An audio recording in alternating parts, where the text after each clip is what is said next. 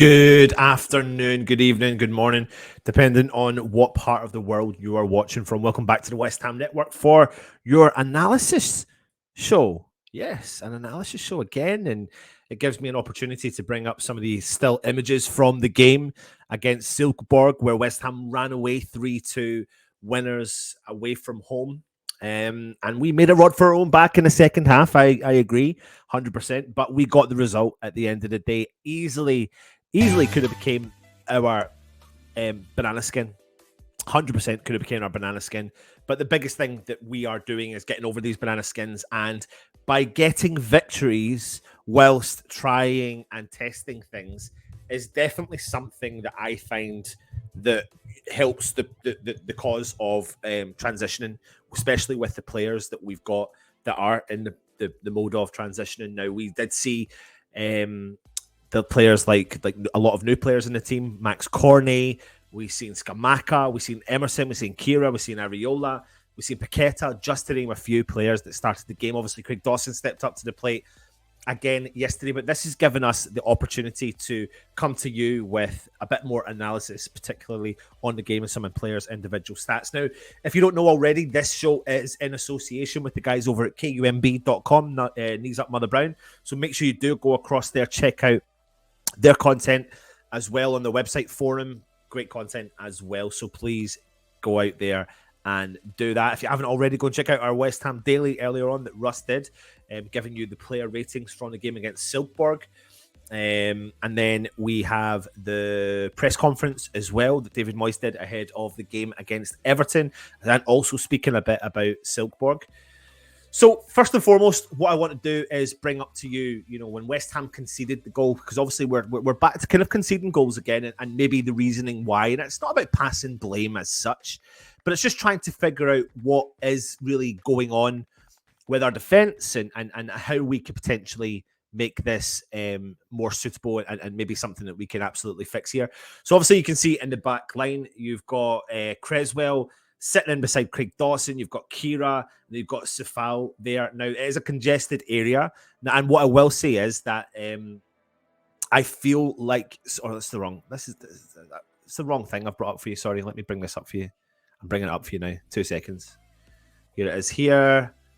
There we go. There we go. This is... Now you can see my blue thing here. So you've got Creswell in the middle. You've got Dawson here. You've got Kira here, you've got Declan Rice here, Safal here, and this is a congested area. Now, what I will say is about Silkeborg is that fair play to them for how they... I mean, look, they've got 1, 2, 3, 4 players here, and these 4 players get this ball away from 1, 2, 3, 4, 5, 6 West Ham players, and they do it with a reasonable amount of ease. This is the next slide here. So Safal is committed. And at this point, you think, well, Kira, Rice have it covered. Look, Creswell, Dawson, they have this man here. But it's just the little lapse in concentration that causes West Ham problems. And I've noticed that a lot this season. And I think it's just a mixture of players getting used to playing with each other. Because as the players coming round, yes, okay. I think this is Emerson. He should be... No, it's not Emerson, sorry. It is Lanzini. He should absolutely be ahead of the player, not allowing the player to come in and come round here. But even at this point, you still think, right, cool, watch the marker. But this is the guy that actually eventually scores the goal. And it's just a lapse of concentration. Lanzini does catch up to the player. And the player managed to find the ball through here. And now, Dawson's got this guy covered. You've got Emerson at the back post, got this covered. Creswell's a spare man. But really, they shouldn't be scoring from this position. Because you've got Declan Rice, who's sitting really quite deep, and Kira that's further ahead of him. So I don't know who you want to blame for this. It's not really a blame game, but equally though, David Moyes will be saying it's just a lapse of concentration. Kira doesn't look over his shoulder, doesn't clock that the player's coming into the edge of the box. Declan Rice is clocked that the ball's going somewhere, so he's stopping in his run, trying to cut back. For me, obviously, you would want Declan Rice sitting here and Kira sitting here. And if Declan Rice equally was savvy enough to know that if he doesn't need to be here, Dawson's got that covered. Between him and Creswell, they have that covered. So I think there's just a little lapse in concentration. I've noticed this a lot also with Declan Rice sitting really, really deep sometimes. Maybe too deep. Maybe like literally central defence deep. And it's definitely not needed. So I think Moyes will definitely be speaking to them and trying to work that out. Lapse concentration in the 18-yard box. You can't afford that in this game, especially against any opposition. And this is unfortunately how they did go ahead and concede the goal. So interesting. Hope we can nullify that problem moving forward for West Ham as well. Now, moving into the game, I'm going to move and switch to our forward line because I think, for me personally, I really enjoyed what Scamacca, what Paqueta, and what Cornet brought to the game. So I'm going to talk about them all, but I'm particularly bringing up Cornet because I actually think he borderline becomes a kind of unplayable player. I really am fascinated about what he can bring to West Ham. He's a bit of everything, really, isn't he? He covers all the ground, and you'll see this now from the next bunch of slides that I'm going to bring up for you now. So you can see in the 10th minute here, Scamacca gets the ball. He drops deep. I love his style of play. He focuses on work rate with the team. But what's great about this is, even though he's dropped deep, you've got Paqueta and Cornet ahead of him up in the field here, as you can see from my highlighted mouse. You've got Paqueta right here. You've got Cornet right here. Cornet is already thinking, where am I going to go to put a challenge in to try and fight to bring this team further forward? You know, considering the position he plays, he draws the attention to the forward line. He forces the opposition to sit deep. And then Scamacca is allowed to drop deep, knowing that he's got the time to feed any of the midfielders if necessary, where he actually brings it into the left-back position where Emerson is. And then Cornet, etc., they make a run. And again, you can see here from West Ham's pressure, when Silkeborg have the ball, we've got bodies forward. You've got Scamacca in the middle, unmarked. You've got Cornet, again, doing his runs from right over to the middle or from left over to the middle.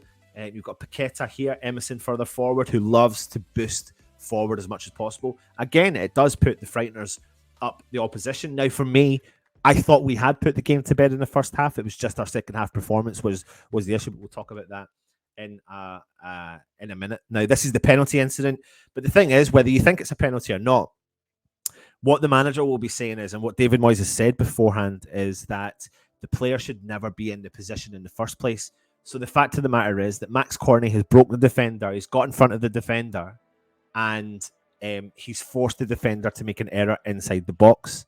And that is what he brings to the game. He is not our out-and-out striker, but look at where he is. He bridges the gap. He absolutely forces West Ham to play further forward. And this player massively excites me. And, you know, Max Cornet, the ball gets flicked in over the top here. Max Cornet gets pushed. And worst case scenario, if these two guys have got the speed, they come in to try and sweep up whatever's going to happen in that position. Again, you can look from this segment of play. Look at Max Cornet now. He's more centrally. And now all the players are in front of him because we're thinking on the front foot. We're thinking forward. We're thinking, let's move forward with the ball. Let's progress. Let's play progressive football.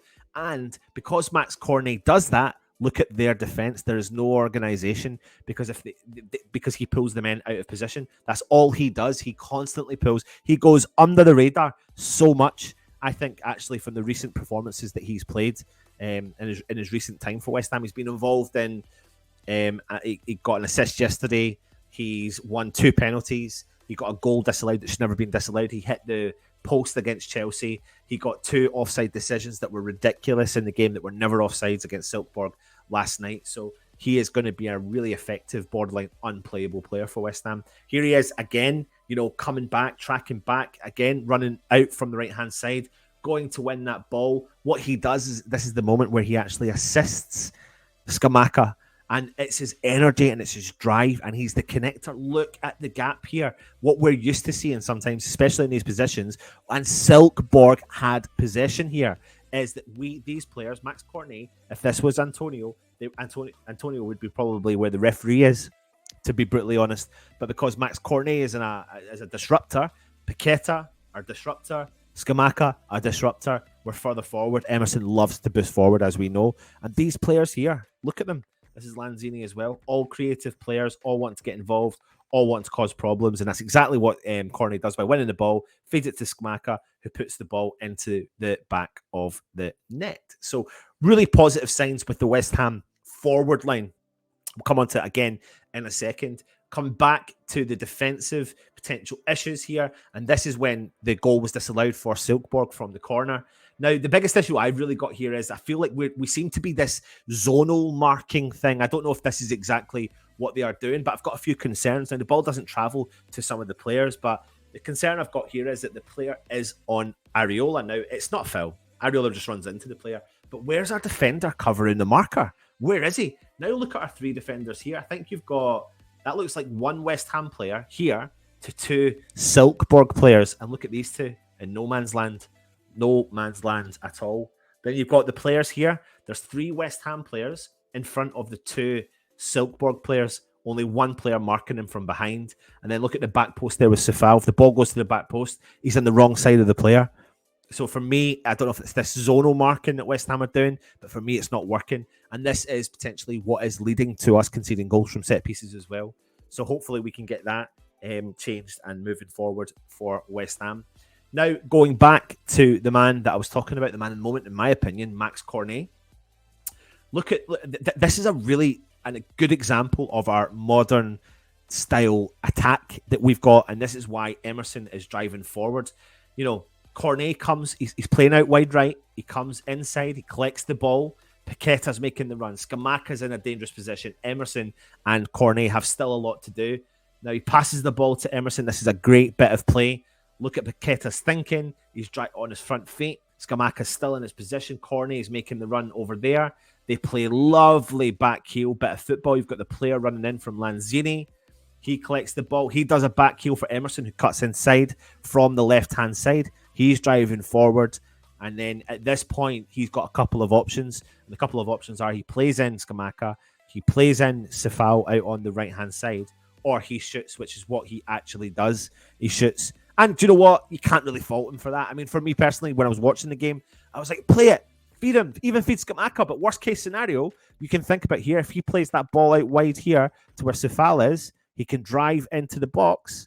And then look, we've got potentially 1, 2, 3, 4, 5 West Ham players attacking that West Ham box.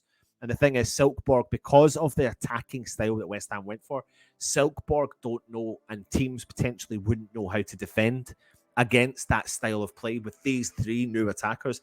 These three attackers really excite me because I think they really complement each other. They complement players like Emerson. Emerson wants to get involved. He got further forward a lot in the game yesterday as well. So it definitely is something that's really exciting for us to do. This is for, obviously, the Scamacca goal as well. This is Craig Dawson corner. You know, great to see Craig Dawson come back into the West Ham shirt and give us a performance that he did yesterday. You know, no one was ever getting anywhere near him for that header. Look at his positioning, his forward thinking. He was thinking one thing, and that is, I'm going to put that ball into the back of the net. Now, big, massive plaudits to Craig Dawson as I bring up to you his game stats. He had 90 minutes on the field, 84 touches, 96% pass accuracy. He made 6 out of 7 long ball accuracy as well. He got a goal. He made 1 clearance. He got 1 block shot. He won 75% of his ground duels. He won 100% of his aerial duels, and he only lost possession 3 times in a game. And that is exactly what you want from our defensive options. It offers West Ham an absolute threat from all angles. And to think that Craig Dawson is currently our 5th choice centre-back, and he's performing like that in his first game back without much of a pre-season as well. It is absolutely a phenomenal performance from the man himself. Now, this is interesting because this is going back to West Ham's defensive duties and how their team can break and really catch us out. Really, that's what it is. So West Ham receive a corner, and we've committed 1, 2, 3, 4, 5, 6, 7, 8 bodies, and then you've got obviously the 9, so you've only got 1 player further back. But Silkeborg break, and bang, we're left with 1, and it's a 2-on-1. Now, for me here, right, I don't know really what I've got an issue with, to be honest, because this is just your typical break in the game, and Silkeborg have got nothing to lose. Maybe you could say we're winning 3-1, 15 minutes to go. Why have we committed so many bodies forward? If you had to choose something, that's probably the issue. Why are you committing so many bodies forward? You would hope that the pace of the players would be able to get back in time. And I think that's maybe my issue really with this set play, is that from our attack, they've went forward and scored. And it was unnecessary. That's why I think we made a rod for our own back. We didn't need to commit so many bodies forward, because if we had this player here, and this player here back in here in an organised line of some sort, they certainly would not have got through and got that goal. Absolutely not. Again, just showing you some of the clips from the game, and that's another game. Sorry. So, what do you think? Let me know in the comments. Now, I'm going to bring up some individual stats. I've already brought up to you who I think potentially was one of the man of the match performances. I'm going to bring up Gianluca Scamacca, who obviously had his third competitive goal for West Ham in Europe. 63% pass completion, 25 touches, 4 out of 5 long ball accuracy with 1 goal. But what we see with him is forward-thinking striker, and he is absolutely going to get into positions. He gets into positions that is a threat. It causes a threat, and I think that when you play a Scamacca against any opposition, they're going to struggle. And I think he's ready now. He's ready to start games in the Premier League and share that position alongside Antonio. Will be interesting to see what happens moving forward. Here's his heat map. You can see how much work rate he does when he drops deep. He does predominantly cover the left-hand side, but not as out on the wing as what Antonio would do also. Next up is Lucas Paqueta. He loves to get stuck in, doesn't he? 89% pass completion rate, 49 touches, 2 out of 3 successful dribbles, 2 out of 5 ground duels won. He only lost the ball 8 times and he made 2 tackles. But look at his heat map. He's everywhere again. He's another one of those players that just gives absolutely everything to the West Ham shirt. And I think him and Scamacca, and with the final player who I want to talk about, who I think is borderline unplayable, is Max Cornet. 86% pass completion with 33 touches, 100% long ball accuracy, 2 key passes, 100% cross accuracy, 100% long ball accuracy, which I've already said, 3 out of 8 ground duels won. He was fouled twice. There was 3 offsides, but let's get this right. 2 of the 3 were by nowhere near offside, so it was very unfair for Max Cornet. And if they hadn't gone against him, he could have gone forward and potentially got himself a couple of goals. Could have been 1-on-1 with the keeper as well. He made 1 tackle with 1 assist, and he has one penalty as well. And that's why I say to you, this is why I'm saying that I'm calling for Max Cornet to start. I think he is such an effective player, forward thinking. He is always on his front foot, and he's always been effective. And I go back to when he first came onto the field. In the last 3 particular games, he's been so effective. He won penalty. He came on the field against Chelsea, hit the post. He scored a goal, should never have been disallowed. And he done a few other things in the game that I was really impressed with. He played FCSB. He won the penalty. He got really effective. And in the game last night, I've just read his individual stats. So for me, I'm calling for it. Cornet needs to start. I know David Moyes has said that there's going to take a bit of time for players to get used to it. I think that what we saw in the second half from Max Cornet, but not just from Max Cornet, from every player on the park, wasn't fantastic, because I felt like West Ham sat back and invited the pressure. But leave your comments in the comment section and let me know your thoughts on that as well. As normal, if you are new around here, please make sure you do go and subscribe to the channel. It really does help us out as well. And then later on this evening, we are launching our new show, and you will not want to miss it. It's a relaunch, actually. It's the Late Late Show, but this time it's a new presenter. Irish Tommy, you will not want to miss this. It's going to be every Friday around about 10 o'clock, so you'll come in and have a laugh with Irish Tommy as well, so make sure you do that. Now, as we always do, if you are not a member, please click on the membership program. If you haven't subscribed, hit the subscribe button, hit the thumbs up, leave a comment, give us your feedback, stay safe, and we'll see you soon. Come on, you irons.